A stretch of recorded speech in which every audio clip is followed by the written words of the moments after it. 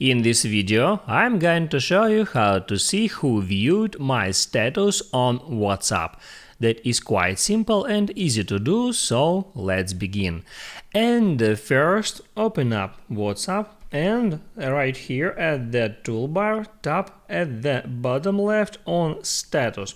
Here you can view your status and other statuses from other persons from your contacts book.